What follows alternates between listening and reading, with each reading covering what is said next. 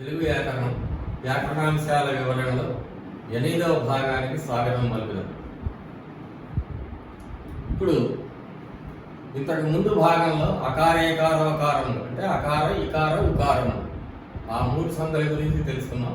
తర్వాత ఇప్పుడు ఆగమ సంధుల గురించి తెలుసుకున్నాం. మనం ఇంతకు ముందు అనుకున్నాం కదా ఆగమ ఆదేశ అని.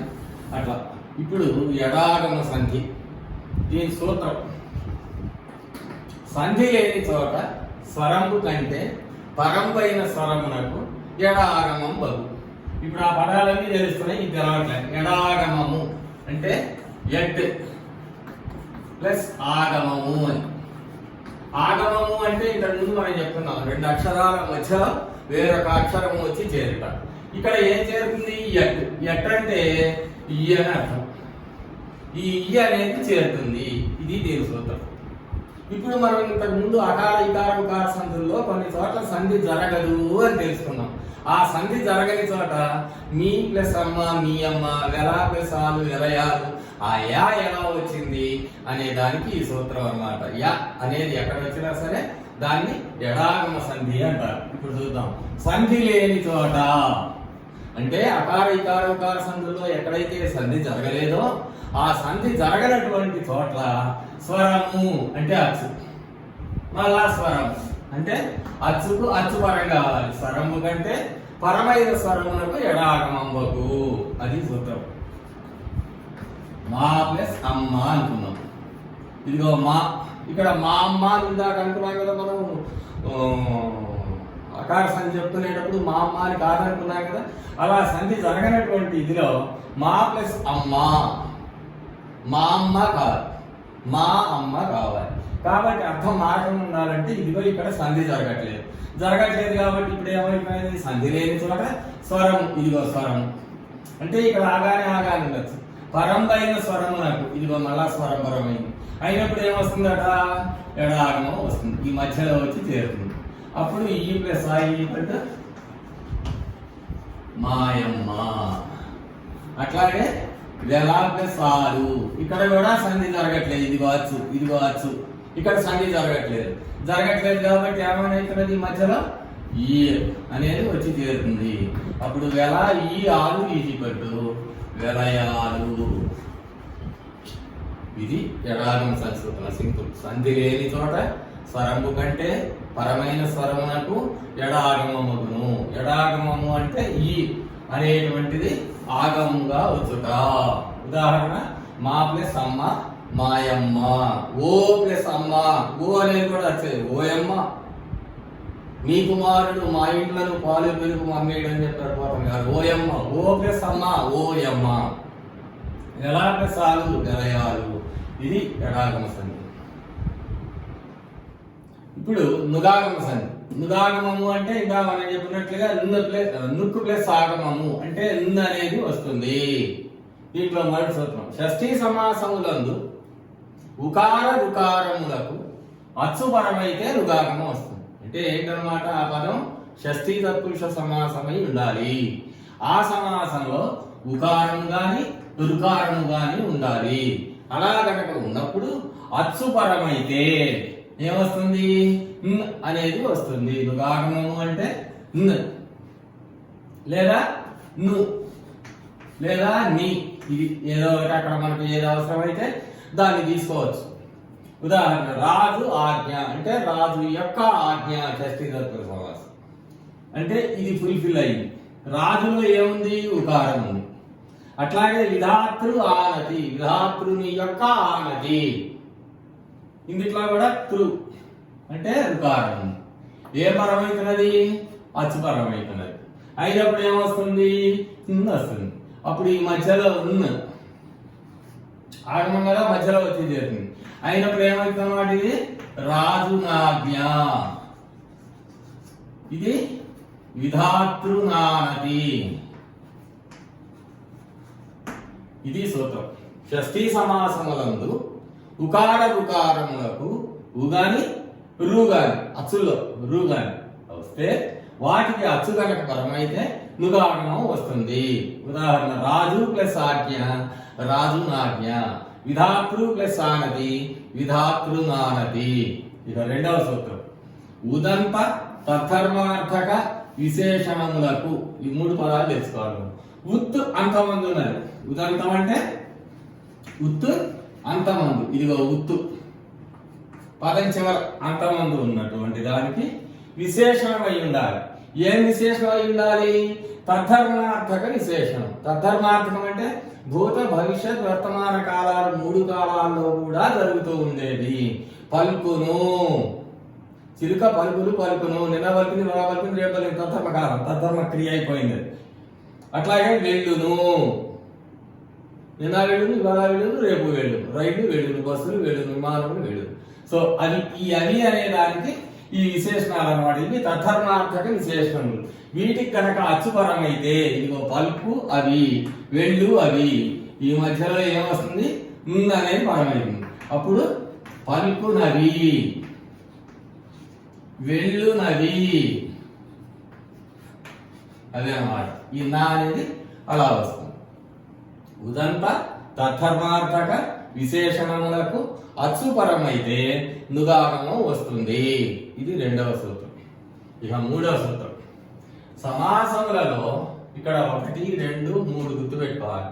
ఉదంతములకు స్త్రీ సమములకు, పుంపులకు, అదంత గుణవాచకములకు. ముందు వాటి గురించి తెలుసుకున్నాం. ఉత్తు ఇంతకుముందు చెప్తున్నాం కదా, ఉత్తు అంతమంది ఉండేటువంటి స్త్రీ సమములు, స్త్రీలింగములు, స్త్రీవాచకములు కాకపోయినా కొన్ని సంస్కృతంలో స్త్రీ సమాలు అనేవి ఉంటాయి. అది అనుగు. పుంపులు. ఇక్కడ పుంపు అంటే పు 1, 0 పు, ఈ 2 అన్నమాట. ఈ రెంటిల్లో కూడా ఉత్వం ఉంది. దానికి ఉదాహరణ అచ్చపు. 0 పుకి ఉదాహరణ సరసంపు.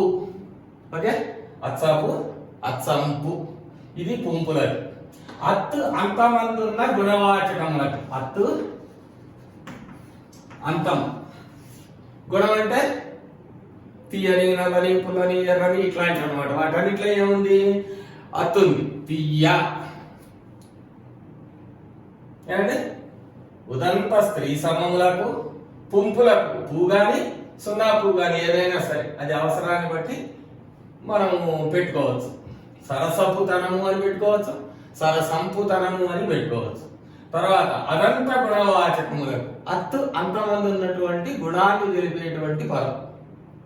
ఈ తీయదనం అనేది ఒక పండు యొక్క రుచిని, ఒక వస్తువు యొక్క రుచిని తెలియజేస్తున్నది కాబట్టి ఇది గుణం. వీటికి ఏ పరం కావాలట? పరుష సరళములు పరమగునప్పుడు. ఇదిగో పరుషం.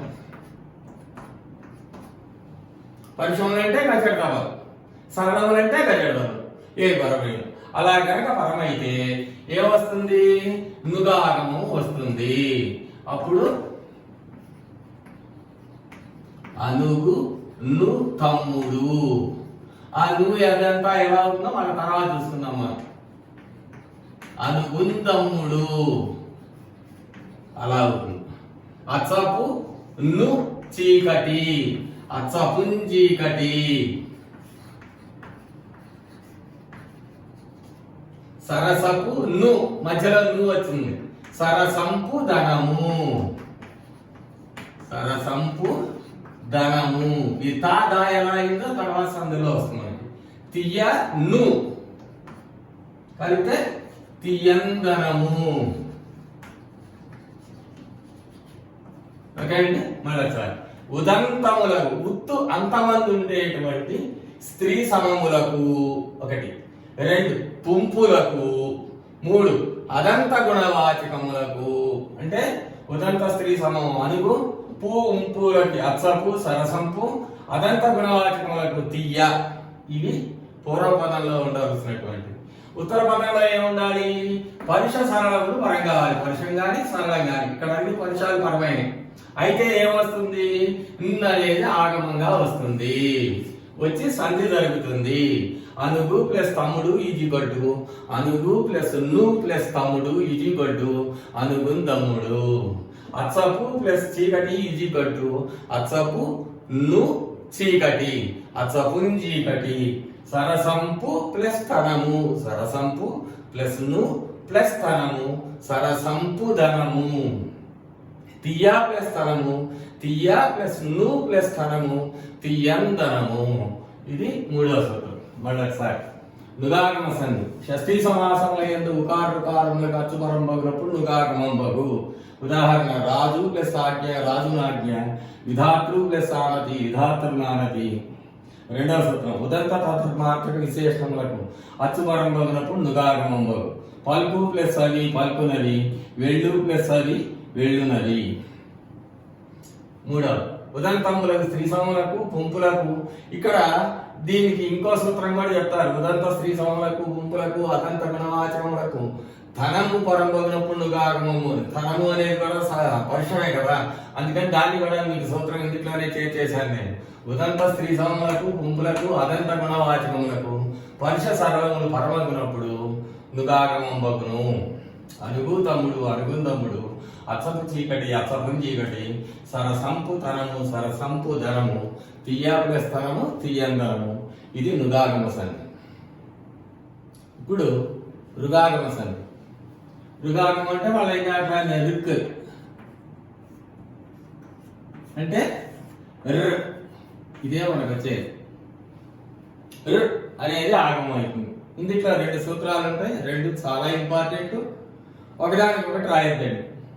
ఒకటి కర్మధారయములందు అంటే కర్మధారయ సమాసాలు పేదాది శబ్దములకు, పేద ప్లస్ ఆది, పేద ఆది శబ్దములకు ఆది శబ్దము పరం బగునప్పుడు రుగాగమం బగు. ఇది సూత్రం. పేదాది శబ్దములకు ఆది శబ్దము పరమగునప్పుడు రుగాగమం బగు. మీరు రాసేటప్పుడు ఈ శబ్దము అనే మాట రాయకుండా ఉండద్దండి, రాయండి కంపల్సరిగా. లేకపోతే ఆలు పరమగినప్పుడు అన్నప్పుడు చెడు అర్థం వస్తుంది.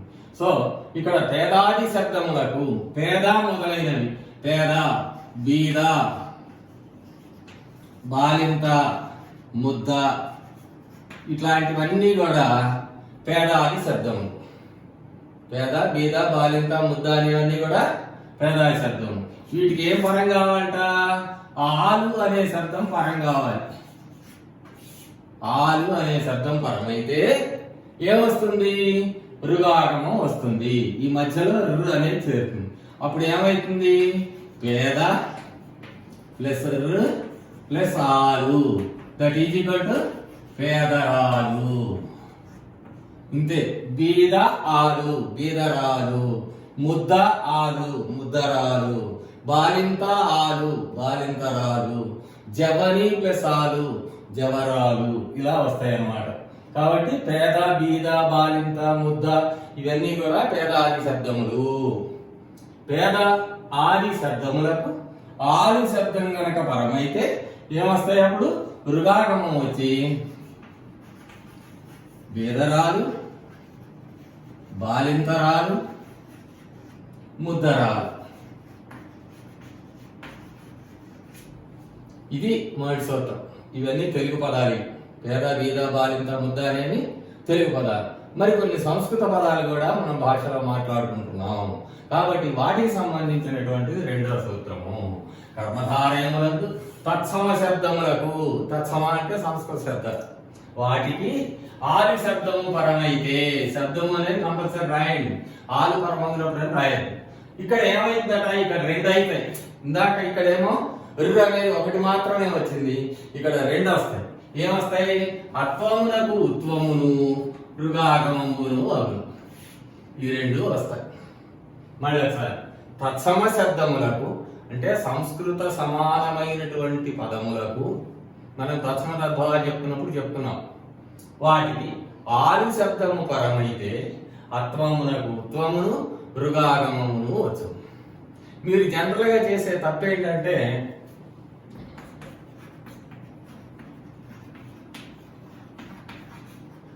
ధనవంతురాలు అనే పదం ఇచ్చి మిమ్మల్ని విడదీయమంటారు. మీరేం చేస్తారు? ధనవంతు ప్లస్ ఆలు అని విడదీస్తారు. అది తప్పు. ఏమని విడదీయాలి? ధనవంత ప్లస్ ఆలు అని విడదీయాలి. ఈ ధనవంత అనేవి సంస్కృత పదాలు, ఆలు అనేది కూడా సంస్కృత పదమే. ఇక్కడ పేద బీద అనేవి తెలుగు పదాలు. ఇక్కడ సంస్కృత పదాలే, సమమైనటువంటి పదాలే. వీటిల్లో ఆలు పరమైంది. ఏమైతుందంటే ఇక్కడ అత్వమునకు ఉత్వమును, ఇదిగో తాలో ఆవును. ఆ ఉత్వం వస్తే ఏమైతుంది? అప్పుడు తూ అవుతుంది. తర్వాత ఏమొస్తుంది? రు వస్తుంది.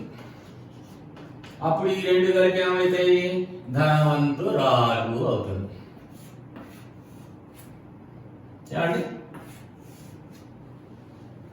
తత్సమ శబ్దములకు ఆది శబ్దము పరమైతే అత్వములకు ఉత్వమును రుగాగమంబును అగును. ఈ పదాలు మీకు ఎక్కువగా వస్తూ ఉంటాయి. భక్తురాలు, భక్తు ప్లస్ ఆలు అని విడదీయగలరు. భక్త ప్లస్ ఆలు. విద్యావంత ప్లస్ ఆలు. శ్రీమంత ప్లస్ ఆలు. బుద్ధిమంత ప్లస్ ఆలు. ఇవన్నీ కూడా రక్షణ పదాలు.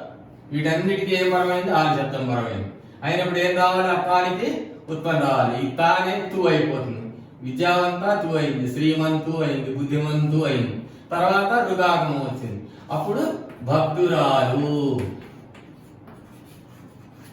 విద్యావంతురాలు, శ్రీమంతురాలు, గుణవంతురాలు, ధీమంతురాలు, ఇలా అన్నమాట.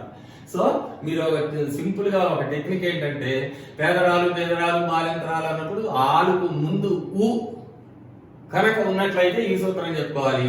ఊ కనుక లేకపోతే ఇది చెప్పుకోవాలి అని ఒక మొండి గుర్తు మనసులో పెట్టుకోండి, ఈజీగా ఉంటుంది. మీరు మాత్రం విడదీసేటప్పుడు భక్తు, విద్యావంతు, శ్రీమంతు, బుద్ధిమంతు అని విడదీయకూడదు. మంత, అదే మతు ప్రత్యయం మనం ఇంతకు ముందు చెప్పుకున్నాం. మంత అనేది ఉంటుంది. బుద్ధిమంత, ఆ మంతాల నుంచి వచ్చిందే ఈ వంత. శ్రీమంత అసలు ఒకప్పుడు విద్యామంతుడే, ఆ మంతుడు వంతుడు అయిపోయింది. ధనమంతుడే మత ప్రత్యయం అన్నమాట. అందులో నుంచి వంత అనేది వచ్చింది. సరే, అది ఒకసారి రుగాగం. కర్మధారయములందు పేదాది శబ్దములకు ఆది శబ్దము పరమైనచో రుగాగమం వచ్చును. పేద ప్లస్ ఆలు, పేదరాలు. పేదాదులు అంటే పేద, బీద, బాలింత, ముద్ద మొదలైనవి. బీద, ఆలు, బీదరాలు. బాలింత, ఆలు, బాలింతరాలు. ముద్ద, ఆలు, ముద్దరాలు. తత్సమ శబ్దములకు ఆలు శబ్దము పరమగినప్పుడు అత్వమునకు ఉత్వమును రుగాగమము ఇందులో రెండు వస్తాయి. ధనవంత ప్లస్ ఆలు, ధనవంతు ప్లస్ ఆలు, ధనవంతు ప్లస్ రు ప్లస్ ఆలు, ధనవంతురాలు. అట్లాగే భక్త ప్లస్ ఆలు, భక్తు ప్లస్ ఆలు. దీంతో భక్తు అవుతుంది అన్నమాట. దీంతో భక్తు ఆలు అవుతుంది. సో అది అయిపోయినట్ల భక్తురాలు. అలాగే శ్రీమంత ఆలు, శ్రీమంతురాలు. బుద్ధిమంత ఆలు, బుద్ధిమంతురాలు. ఇది రుగాగమ సంధి. ఇప్పుడు టుగాగమ సంధి. కర్మధారయములందు ఉత్తునకు అచ్చుపరమైన టుగాగమం బగును. కర్మధారయ సమాసం అయ్యింటే దాంట్లో ఉత్తు గనక ఉన్నట్లయితే, దానికి అచ్చు గనక పరమైనట్లయితే టుగాగమం వస్తుంది. అంటే మొదటి పదం చివరి ఉత్తు ఉండాలి, రెండో పదం మొదట్లో అచ్చు ఉండాలి, ఈ మధ్యలో సంధి వస్తుంది. టు అనేది ఆగమంగా వస్తుంది. ఉదాహరణ, నిగ్గు ప్లస్ అద్దము, పండు ప్లస్ సాకు. సంధి జరుగుతుంది. టుగాగమం బగు అంటే సంధి డెఫినెట్ గా జరుగుతుంది అని అర్థం. సంధి జరిగితే ఇక్కడ ఏమైతుంది? రుగాగమం లాగా మధ్యలో ఎట్టు అనేది వచ్చి చేరుతుంది. అప్పుడు ఇది నిగ్గుటద్దము. పండు ప్లస్ ఆకు ఈజ్ ఈక్వల్ టు పండుటాకు. ఇది మొదటి సూత్రం. కర్మధారయమునందు ఉత్తునకు అచ్చుపరమైతే టుగాగమం వస్తుంది. అది సూత్రం. రెండవది పేర్వాది అంటే పేరు ప్లస్ ఆది. ఆది అంటే మొదలైన. పేరు, ఊరు ఇట్లాంటివన్నీ అంటే చివర రు ఉండాలి. అలాంటి శబ్దములకు అచ్చుపరమైతే టుగాగమం వస్తుంది. పేర్వాది శబ్దములకు అచ్చుపరమైతే టుగాగమం వస్తుంది. ఎలా వస్తుంది? వికల్పముగా వస్తుంది. అంటే సూత్రం, పేర్వాది శబ్దములకు అచ్చుపరం ఉన్నప్పుడు టుగాగమము వికల్పముగా నగును. అంటే సంధి జరిగితే జరుగుతుంది, జరగకపోతే జరగకపోతుంది. ఉదాహరణ, పేరు ప్లస్ ఉరము. ఇక్కడ టు అనేది వస్తే పేరు టురము. సంధి జరగలేదు అనుకోండి, రువు ఉకార సంధి ఉత్తర అచ్చుపరం అయిపోతుంది. అప్పుడు పేరురము సంధి జరగకపోతే. అట్లాగే చిగురు ప్లస్ ఆకు ఇట్టు మధ్యలో వచ్చి చేరుతుంది. చేరితే సంధి జరిగితే చిగురుటాకు. సంధి జరగలేదనుకోండి, ఇట్టు అనేది రాలేదనుకోండి, అప్పుడు చిగురాకు. అంటే రెండు రూపాలు రైటే. సంధి జరిగితే ఇది, జరగకపోతే అది. పేరు మొదలైన శబ్దములకు అచ్చుపరమైనప్పుడు టుగాగమము వికల్పముగా వచ్చును. ఇక్కడ వికల్పం లేదు, ఇక్కడ మాత్రమే వికల్పం. పేరు ప్లస్ ఉరము, పేరు టురము, పేరురము. చిగురు ప్లస్ ఆకు, చిగురుటాకు, చిగురాకు. ఇంకొకటి ఉంది ఇందులో, పుంపులకు. కర్మధారయ సమాసాల్లో పుంపులకు అచ్చుపరమైతే టు. ఇంతకు ముందు మనం అనుకున్నాం పు. సున్నాపు ఇక్కడ కావాలంటే సున్నా కూడా పెట్టుకోండి. సరసంపు. వీటికి గనక అచ్చుపరమైతే టుగాగమము కంపల్సరీగా వస్తుంది, సంధి జరుగుతుంది. ఎట్టే అది గనక వస్తే ఏమైంది? కంచరపుటెద్దు.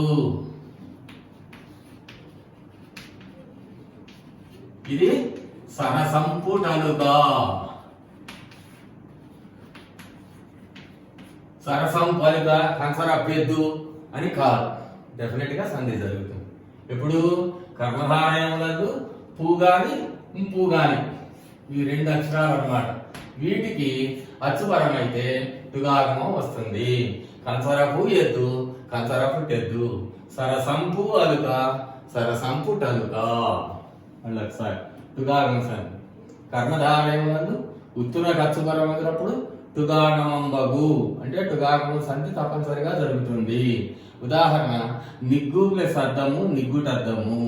పండు ప్లస్ ఆకు, పండుటాకు. రెండవ సూత్రం, పేర్వాది శబ్దములకు అచ్చు పరమయ్యేటప్పుడు టుగాగమము వికల్పముగా వచ్చును. పేరు ప్లస్ ఉరము, సంధి జరిగితే పేరుటరము, సంధి జరగకపోతే పేరురము. అట్లాగే చిగురు ప్లస్ ఆకు, చిగురుటాకు, సంధి జరగకపోతే చిగురాకు. మూడవది, పుంపులకు. కర్మధారయములందు పుంపులకు అచ్చుపరమైన టు టు వచ్చును. పూ గాని పుంపు గాని. కర్మధారయములందు ఈ రెండు కూడా రెండు అక్షరాలు వేరు వేరు. పువ్వు రావచ్చును, సున్నా పు అంటాం. అలా కనుక వస్తే అచ్చుపరమైతే టుగాగము కంపల్సరీగా సంధి జరుగుతుంది. కంచరపు ప్లస్ ఎద్దు, కంచరపుటెద్దు. సరసపు ప్లస్ అలుక, సరసంపుటలుక. ఇది టుగాగమ సంధి. తర్వాత దుగాగమ సంధి. దు అంటే ద, తుక్ ఆగమంగా వచ్చేది. దీని సూత్రం ఏంటంటే అస్మత్, యుష్మత్. ఈ రెండు శబ్దములకు ఉత్తర పదము పరమైతే దుగాగమము వస్తుంది. అస్మత్ అంటే ఏంటి? అస్మత్ అంటే నా, మా బహువచనం. యుష్మత్ అంటే నీ, నీ, మీ అని అర్థం. అస్మత్ అంటే నా, మా, మై సెల్ఫ్ అన్నమాట. యుష్మత్ అంటే నీ, మీ, యువర్ సెల్ఫ్. కాబట్టి దీనికి మనం ఏమనుకోవాలంటే నా, నీ అనేటువంటి పదములకు ఉత్తర పదము అంటే మనము చెప్తున్నాం కదా, రెండవ పదం పరపదం అనాలి. ఇక్కడ ఉత్తర పదం అని పెట్టారు అక్కడ సూత్రంలో. ఉత్తర పదం పరమైతే దుగాగమం వస్తుంది. ఈ మధ్యలో దుగు.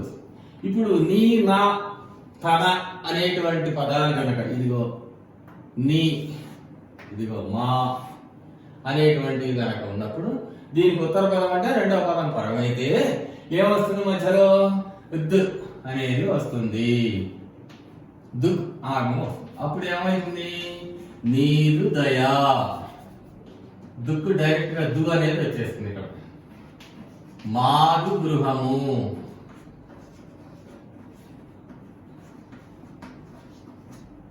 ఇది సూత్రం. దుగాగమము.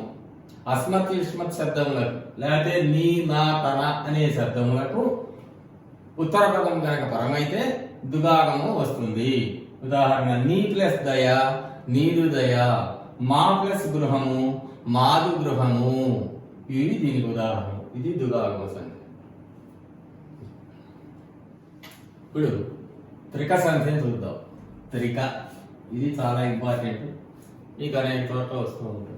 దీంట్లో 3 సూత్రాలు ఉంటాయి. ఈ త్రిక సంధికి సంబంధించినవే 3 సూత్రాలు. ఇంతకు ముందులాగా ఏదో ఒక ఉదాహరణకి ఏదో ఒక సూత్రం కాదు. త్రిక సంధిలో ఏ ఉదాహరణ వచ్చినా ఏ పదం వచ్చినా దానికి కంపల్సరీగా 3 సూత్రాలు ఉంటాయి. ఇంకా అవసరమైతే 4వది కూడా ఉంటుంది. తర్వాత చూద్దాం. మొదటి, ఇప్పుడు ఆ ప్లస్ మగువ అమ్మగువ, ఇది మనం అమ్మగువ అని ఇస్తే ఆ ప్లస్ మగువ అని విడదీస్తాం. ఆ ప్లస్ మగువ అని ఇస్తే కలిపితే అమ్మగువ అని. ఇది ఎలా అయింది? ఇప్పుడు ఈ ఆ ప్లస్ మగువ అన్న దాన్ని మనం అమ్మగువ చేయాలి. ఇది చేయడానికి ఈ 3 సూత్రాలు కావాలి. అది మీరు గుర్తుపెట్టుకోవాల్సింది. మొదటి సూత్రం, ఆయిలు త్రికములందురు. త్రికము మీది ఊష్మ రేఫేతరం పైన. కొంతమంది ఈ మాట చెప్పడం లేదు. త్రికము మీది అసంయుక్త హలునకు ద్విత్వం అంటున్నారు. మీ ఇష్టం, ఎట్లాగైనా సరే. ఊష్మ రేఫేతరం పైన అసంయుక్త హలునకు ద్విత్వము బహుళముగా అనగును. మూడవది, విరుక్తంబగు హల్లు పరమగునప్పుడు ఆర్చికంబగు దీర్ఘమునకు రసమగును. 3 సూత్రాలు కట్టడి చేయాల్సింది. ఆయిలు త్రికములు అనబడును, లేకపోతే ఆయిలు త్రికములందురు. ఎట్లా అంటే అట్లా రాసుకున్నాం. ఇక్కడ ఏమొచ్చింది? త్రికం వచ్చింది. దాంతో తర్వాత సూత్రం బిగినైతుంది. త్రికము మీది ఊష్మరేఫేతరమునకు అసంయుక్త హల్లు పరమయ్యేటప్పుడు ద్విత్వము బహుళముగా అనగును. ఏమొచ్చింది ఇక్కడ? ద్విత్వము. దాంతో తర్వాత సూత్రం అంటే తన సూత్రాలు మీకు ఈజీగా గుర్తుపెట్టుకోవడానికి ఒక టిప్ చెప్తున్నాను అనమాట. ఈ త్రికంతో తర్వాత సూత్రం మిగిలినైంది. ఇక్కడ వచ్చిన ఈ సూత్రంలో సాధించబడిన ద్విత్వంతో తర్వాత సూత్రం మిగిలినైంది. దిరుక్తంబగు హల్లు పరమగునప్పుడు ఆచికంబగు దీర్ఘమునకు రస్వమగును. ఇప్పుడు ఇవి సూత్రాలు, మనం దాన్ని సాధించాలి. ఆ ఈ ఏలు త్రికములు అనబడు. ఆ గాని రెండోది ఈ దీర్ఘాలు అనమాట. ఏ 3 పొట్టి రాయబడు. ఈ సూత్రం చేత ఏమైంది? ఆ ప్లస్ మగువా అంటే ఇది త్రికము అని సాధించబడింది మొదటి సూత్రం చేత. ఇప్పుడు ఇది ఏంటన్నమాట? ఇది త్రికము. త్రికము మీద ఏముంది? హల్లు ఉంది. చూడండి, త్రికము మీది ఊష్మ రేఫేతరమైన. ఊష్మ అంటేనేమో శేషసహాలు, రేఫ అంటేనేమో ఇది గాని ఇది గాని. ఇవి రాకూడదు. ఇవి వస్తే త్రిక సంధి అవ్వదది. అందుకోసం ఈ పదం కూడా చేర్చుకోవాలి. సరే, ఇవాళ చాలా మంది వదిలేస్తున్నారు కాబట్టి మీరు కూడా వదిలేస్తే మీ ఇష్టం. నేను చెప్పాల్సింది చెప్పాను. త్రికము మీది ఊష్మ రేఫ ఇతరం పైన అంటే ఈ 6 అక్షరాలు కాకుండా మిగతాది ఉండాలి. ఏమిటా మిగతాది? అసంయుక్త హల్లు. హల్లు అంటే కానించి హా వరకు అని మనకు తెలుసు. వీటిల్లో అసంయుక్తము అంటే ఏ ఒత్తు ఉండకూడదు. ఉండకుండా ఉంటే ఏం వస్తుంది? దానికి ద్విత్వము వస్తుంది. ద్విత్వం అంటే ఏంటి?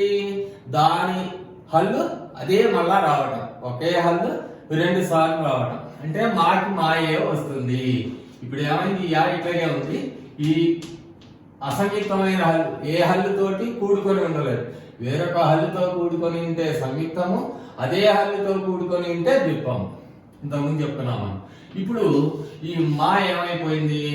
ద్విత్వం వచ్చింది. దానికి మా కింద మా వద్ద వచ్చింది. ఆ ప్లస్ మగువాయి. ఇంకా మనకేం కావాలి? పొట్టి చేయాలి దీన్ని. ఇప్పుడు ఈ సూత్రంలో మనం త్రికం సాధించాం.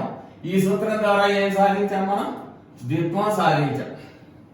ఆ ప్లస్ మగువ, ఆ ప్లస్ మగువాయి. ఆ ద్వి అంటే 2 సార్లు చెప్పబడిన హల్లు. ద్విహి ప్లస్ ఉక్తము. ద్విహి ప్లస్ ఉక్తము. విసర్గ రేఫాగమ సంధి. విసర్గకు ముందు అకార ఇతరం ఉంది, దానికి అచ్చపరమైంది, రేఫ వచ్చింది. ఇది అప్పుడప్పుడు మీరు పాత దాన్ని చెక్ చేసుకోవాలి. ద్విహి ఉక్తము అంటే 2 సార్లు చెప్పబడినటువంటి హల్లు. ఇదిగో 2 సార్లు చెప్పబడిన హల్లు. హల్లు పరమైతే ఏమైతుందట? దానికి ముందున్న ఆర్చికం బగు దీర్ఘమునకు రస్వమగును. ఆర్చికము అంటే అస తెలుగు అని ఏం లేదు. ఈ ఆ అనేది పొట్టిదైంది. ఇప్పుడు దీంట్లో హ్రస్వం వచ్చాం. ఈ దీర్ఘాన్ని హ్రస్వం చేసాం ఈ సూత్రంలో. ఏమండి? ఆ ఈ ఏలు త్రికములు అనమాట. ఆ ప్లస్ మగువ ఆ త్రికం వచ్చింది. రెండవది త్రికం మీది ఊష్మరేఫేతరమైన అసంయుక్త హల్లునకు ద్విత్వము బహుళముగా అనగును. ఆ ప్లస్ మా కింద మా వద్ద వచ్చింది ఈ సూత్రం వల్ల. మగువా. తర్వాత ఆ ద్విత్వం వచ్చింది కాబట్టి అక్కడి నుంచి విరుక్తం మగు హల్లు పరమగునప్పుడు ఆర్చికం మగు దీర్ఘమునకు హ్రస్వమగును. అమ్మగువా. ఏ త్రిక సంధి అయినా అంతే. ఈ ప్లస్ నెలత, ఈ నెలత, ఇన్ నెలత, ఆ ఈ మళ్ళా పొట్టిది ఇన్ నెలత. ఏముందనుకోండి ఏ ప్లస్ వారు, మొదటి సూత్రం. రెండో సూత్రంలో ఏ ప్లస్ వా కింద వావత్తు. మొదటి సూత్రంలో ఏ వారు, రెండో సూత్రంలో ఏ ప్లస్ వారు. మళ్ళా ఇక్కడికి వచ్చేవరకు ఏ పొట్టిది అయిపోయి ఎవ్వారు. అదనమాట.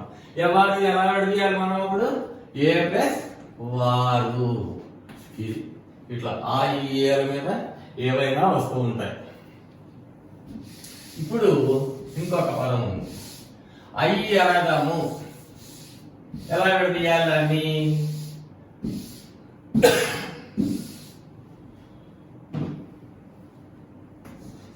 ఆ ప్లస్ అరదము, రథము ప్రకృతి, అరదము ఏమండి? ఆ ప్లస్ అరదము. ఇప్పుడు మొదటి సూత్రం చేత సేమ్ ఆ ప్లస్ అరదము. రెండో సూత్రం చేత ఏం కావాలి? త్రికం మీద ఊష్మరేఖేతరమైన అసంయుక్త హల్లు. నాకు ఇక్కడ హల్లు ఉందా? లేదు. ఏం చేయాలి మనం? ముందు దాన్ని హల్లు చేసుకోవాలి. ఇక్కడ మీకు నాలుగో సూత్రం అదే. ఈ నాలుగో సూత్రం వచ్చి ఈ ప్లేస్ లోకి వస్తుంది. ఇక్కడ మనకి నాలుగో సూత్రం అనేది ఏం లేదు. ఇది 2 అయిపోతుంది, ఇది 3 అయిపోతుంది, ఇది 4 అయిపోతుంది. ఎలాగంటే ఇప్పుడు ఈ అచ్చుని హల్లు ఎలా చేయాలి మనం ఇంతకు ముందు చెప్తున్నాం ఎడాగమ సంధి. ఇక్కడ సంధి జరగట్లేదు. సంధి జరగని చోట స్వరంపు కంటే పరమైన స్వరమునకు ఎడాగమం బగు అని ఎడాగమ సంధి సూత్రం తెచ్చుకోవాలి. తెచ్చుకుంటే అప్పుడు ఈ ప్లస్ అరదము ఈక్వల్ టు ఆ ప్లస్ అరదము అయింది. త్రికమైన తర్వాత ఏం చేయాలి? ఈ అచ్చు ఎక్కడైనా అచ్చులు కనుక త్రిక సంధిలో వస్తే ఎడాగమ సంధి తెచ్చుకొని దాన్ని రెండవ సూత్రంలో పెట్టుకొని ఆ ప్లస్ అరదమును ఎరదముగా అంటే అచ్చుని హల్లు చేసుకోవాలి.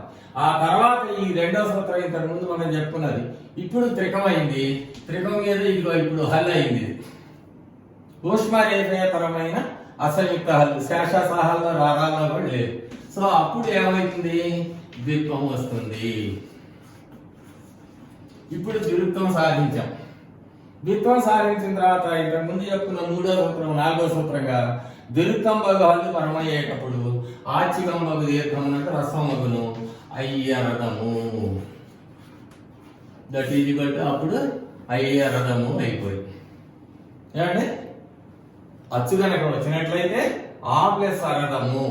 రెండవ సూత్రంలో ఎడాగం సంధి, సంధి లేని స్వరము కంటే పరమైన స్వరమునకు ఎడాగమం బగు అనే సూత్రం ద్వారా అరథములో ఉన్న ఆని హల్లుగా చేసుకొని యా ఎడాగమం చేసుకొని యా హల్లుగా చేసి ఆ తర్వాత ద్విత్వము త్రికము ఇది ఊష్మరేఖేతరమైన అసంయుక్త హల్లును ద్విత్వం బహుళముగా అనను ఆ ప్లస్ ఎరదము యావత్ వచ్చింది.